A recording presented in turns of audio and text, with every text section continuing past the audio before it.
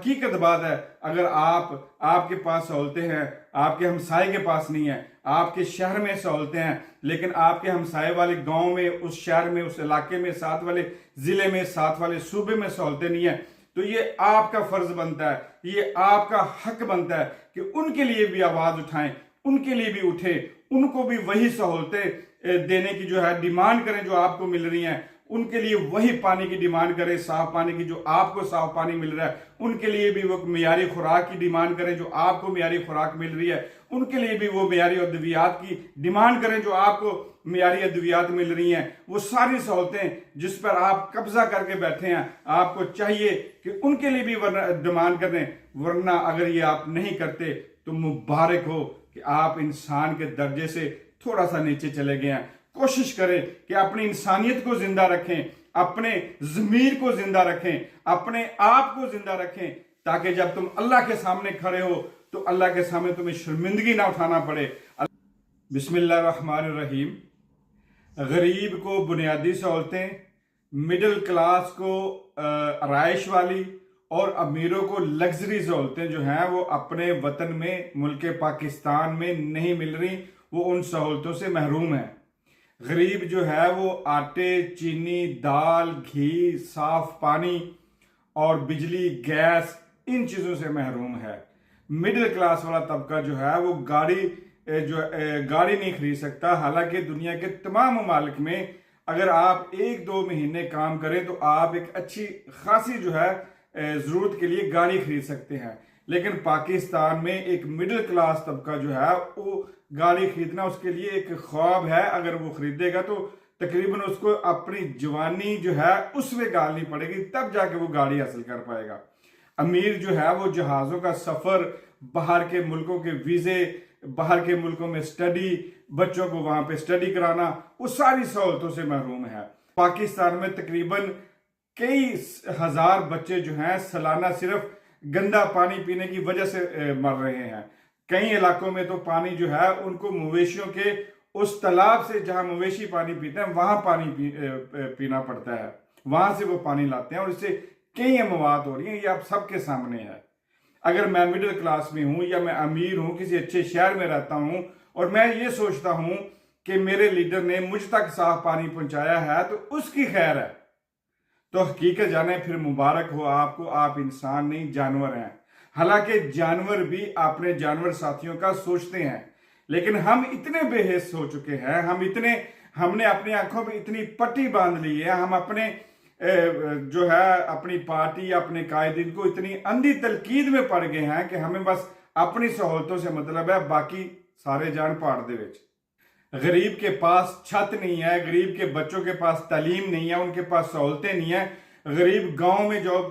आप चले जाएं कुछ ऐसे इलाकों में, वहां पे चलने के लिए उनके पास रास्ते नहीं है, मियारी खुराक नहीं है, मियारी अद्वियात नहीं है, मियारी इलाज नहीं है। उनके पास, एक गरीब के पास जो गरीब को बुनियादी सहूलतें मिलनी चाहिए, हकीकत बात है गरीब को उसकी उन जो है बुनियादी सहूलतों से उसको महरूम रखा गया है, और मिडिल क्लास तबका जो है उसको उसकी मिडिल क्लास वाली जो सहूलतें मिलनी चाहिए थी उनसे महरूम रखा गया है। एक अगर गरीब मिडिल क्लास जो है शख्स बड़ी मुश्किल से गाड़ी खरीद भी लेता है तो पेट्रोल इतना महंगा है, घर का जो है चूल्हा चलाने के लिए गैस, बिजली इतनी महंगी है। अगर वो मोबाइल खरीद लेता है तो उसके अंदर जो 5G तो बहुत दूर की बात, 2G के लिए उसको जो है घर से बाहर या छत पे जाकर इस्तेमाल करना पड़ता है, तब जाके उसको वो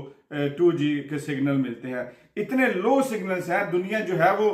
ई सिम की तरफ जा रही है। हमारे पाकिस्तान में कुछ इलाके जो अमीर हैं, शहर में रहते हैं, उनको तो वो सहूलतें शायद 5G मुयसर है, लेकिन गांव के अंदर बैकवर्ड इलाकों में 2G तो क्या, मेरा ख्याल है वहां तो वो ई वाले सिग्नल भी नहीं आते। लोग फ्रीलांसर जो हैं वो अपने ऑनलाइन, बड़े इंटेलिजेंट लड़के हैं हमारे पाकिस्तान में, यंग जो जनरेशन है वो कुछ करना चाहती है। पूरी दुनिया, इंडिया हालांकि बांग्लादेश जो है, उनके फ्रीलांसर जो हैं वो ई कॉमर्स के जरिए बिजनेस करके, उसमें अमेजोन है, ईबे है, शॉपिफाई है और इस तरह के प्लेटफॉर्म हैं। पेपाल की सहूलत हमारे मुल्क में नहीं है क्योंकि हमारी अवाम जो है, इसकी सारी पॉलिसियां जो है अवाम खिलाफ हैं। और हकीकत बात है, पाकिस्तान के अंदर हुकूमतों ने, जितनी हुकूमतें भी आई हैं, सब ने इस अवाम को भेड़ बकरियों की तरह रखा है। किसी को अमीर देख लें वो जहाज पे, पूरी दुनिया के तमाम ममालिक में आप देख लें, बजट एयरलाइनों को जो है वो खास तौर पे इनवाइट करके उनको एयरपोर्ट मुहैया किए जाते हैं। उनके लिए छोटे छोटे एयरपोर्ट जो खाली पड़े हैं पाकिस्तान में, इस्लामाबाद के अंदर, पिंडी के अंदर मेरे ख्याल 3 से 4 एयरपोर्ट हैं, वो इस्तेमाल किए जा सकते हैं। लाहौर में 2 से 3 एयरपोर्ट हैं, और पाकिस्तान के और कई शहरों में है। नहीं है तो रनवे बनाकर बजट एयरलाइनों को वहां पे जो है इनवाइट किया जा सकता है, ताकि लोग जो है वो सस्ते में सफर कर सके। पूरी दुनिया के तमाम ममालिक में तकरीबन $10 से लेकर तकरीबन $50 तक आप जो है अपने हमसाय ममालिक में, बल्कि दुनिया के कई ममालिक में सफर कर सकते हैं। हमारी हुकूमतें उनको इजाजत इसलिए नहीं दे रही कि कमीशन और लालच और रिश्वत, अमीर जो है वो अपने बच्चों को बाहर के मुल्क अगर स्टडी के लिए भेजना चाहेगा तो उनकी फीसें, बैंक ट्रांसफर जो है, करेंसी का कम होना, उसको चेंज करवाना से लेकर, जहाज़ों की टिकटों से लेकर, कागजात की जो है वो तस्दीक करवाने से लेकर वहाँ की रिहाइश तक जो है वो हकीकत बारा हर काम में हुकूमत जो है वो, या हुकूमत के कारिंदे जो हैं वो कमीशन इतनी, रिश्वत इतनी मांग लेते हैं कि मुल्क सहूलत नहीं देते। हकीकत बात है, इंडिया हो गया, बांग्लादेश हो गया, जो थर्ड वर्ल्ड कंट्री के तमाम ममालिक हैं, इन्होंने अपनी कौंसलर, अपनी एम्बेसियों के जरिए मुल्क, दूसरे मुल्कों के अंदर इस तरह के मुआहदे किए हैं, उनसे ये सहूलतें लिए हैं कि हमारे स्टूडेंटों को, हमारे मजदूरों को, हमारे जो मुल्क के बसने वाले लोग आपके मुल्कों में रहते हैं, आपने इनको ये सहूलतें देनी है तो हम आपको ये देंगे, आपने ये सहूलतें देनी है तो आप हमसे ये सहूलतें लेंगे, वीजे में आप सहूलतें देंगे तो आसानियां करेंगे तो हम भी वीजों में आसानियां करेंगे। आप हमारे जो अफराद हैं, बेरोजगार हैं या तलबा हैं जो स्टडी करना चाहते हैं, हमारे उन मुल्कों के जो ओहदेदारान हैं, हुकूमतें हैं, उन्होंने इतनी कोशिश करके उन मुल्कों के साथ इतनी अच्छी रिलेशन बनाकर उनको सहूलतें दिलवाई हैं। और हमारी अवाम को, हकीकत बात है, दुनिया के हर मुल्क में बेयारो मददगार छोड़ा गया। हमारी कौंसलें देख लें, हमारे जो है एम्बेसियां देख लें, इनके एम्बेसिडर देख लें, कौंसलर देख लें, इनको दावतों से, इनको पार्टियों से, इनको इससे जो है वो टाइम ही नहीं मिल रहा। ये अपनी अवाम का किस तरफ सोचेंगे? कोई ऐसी कौंसलर बता दें, कोई ऐसा मुल्क बता दें, कोई ऐसा इलाका बता दें जहां के पाकिस्तानियों को फलां सहूलत जो है वो मैसर आती हो। यकीन करें, पाकिस्तान का ड्राइविंग लाइसेंस जो है वो कई मुल्कों में आप उस पर ड्राइविंग नहीं कर सकते। अगर कर सकते हैं तो शायद वो सिर्फ 1 साल के लिए। बाकी ममालिक जो है वो अपना लाइसेंस चेंज करवा लेते हैं। हमारे जो पाकिस्तान की डिग्रियां हैं, डॉक्टर की डिग्री हो गई, MBBS की खास करके 2 साल उसको एक्स्ट्रा डिग्री जो है कोर्स करके फिर जाके किसी इवन के अरब ममालिक में जाकर उसको 2 साल का कोर्स करना पड़ता है। बाकी तलबा की डिग्रियां देख लें, BA की डिग्री जो है वो किसी मुल्क में आपकी BA की डिग्री श्रीलंका पे नहीं चल रही। श्रीलंका वाले उसको तस्दीक करने से मना, क्योंकि हमारी हुकूमतों ने, हमारी कौंसलरों और एम्बेसडरों ने उनके साथ इस तरह की रिश्वत और कमीशन के बाजार गर्म किए हुए हैं कि वो इस तरफ आने नहीं दे रहे कि कहीं हमारे मुल्क का जो एक बच्चा है, मिडिल क्लास का है या किसी अमीर का बच्चा है, वो पढ़ ना जाए, उसको शौर ना आ जाए, और शौर आने के बाद वो अपने मुल्क में इनके लिए सहूलतें ना मांगनी शुरू कर दे। एयरपोर्टों का हाल देख लें कि आप मोबाइल नहीं ले जा सकते, पाकिस्तान में मोबाइल इस्तेमाल नहीं कर सकते, आप पाकिस्तान में लैपटॉप नहीं लेके जा सकते।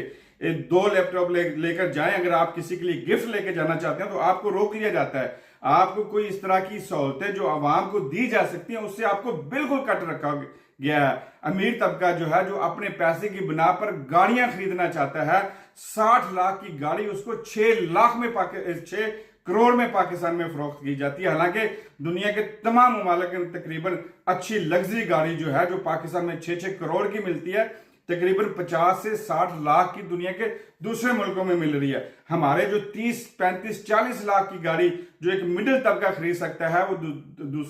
दुनिया के तमाम ममालिक में तकरीबन 10, 15, 20 लाख की वो गाड़ी मिल जाती है। लेकिन हमारी हुकूमत अवाम को ना वो गरीब को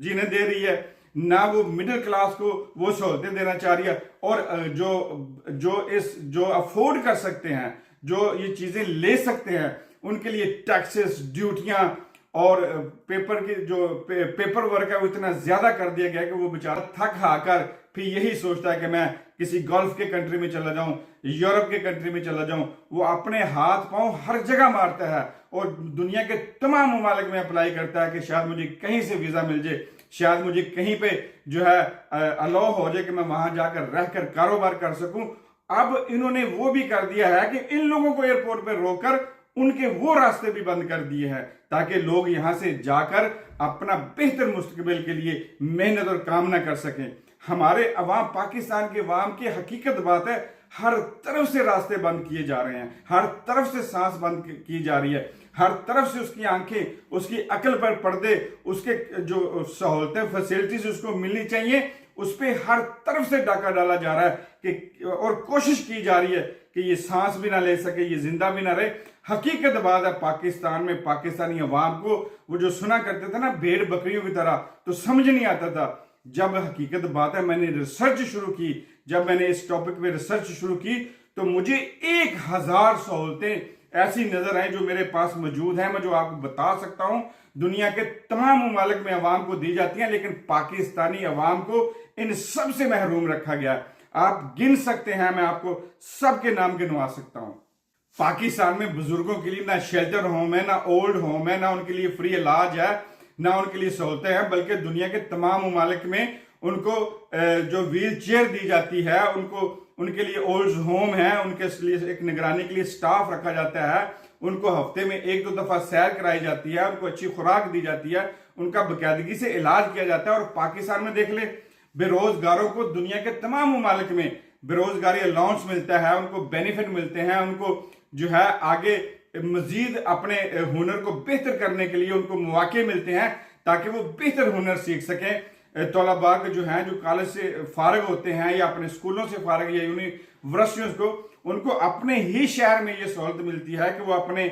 हुनर को, अपनी तालीम को मजीद बढ़ा सके और बेहतर जो है वो उसको सोर्सेज मुहैया किए जाते हैं। हमारे पाकिस्तान में अगर कोई स्कूल से फारग होता है तो उसको सीखने के लिए कॉलेजेस ही नहीं है, अगर कोई कॉलेज है भी तो इतनी दूर है कि उसके लिए सफर और वहां रहना और वहां के खर्चे बर्दाश्त करना बड़ा मुश्किल हो गया। हकीकत बात है, अवाम जो है वो बेचारी बेरोजगार सड़कों पे, दुनिया के तमाम ममालिक में लोगों को जिनके पास घर नहीं है उनको छत मुहैया की जाती है, उनको आसान कर्जे दिए जाते हैं, उनको किस्तों पर मकान दिया जाता है जो कि किराए के बराबर किस्तें होती हैं, उनको सहूलतें दी जाती हैं। वो जिस मकान में रहते हैं अगर वो किराएदार हैं तो आहिस्ता आहिस्ता उनको उसी मकान जो है वो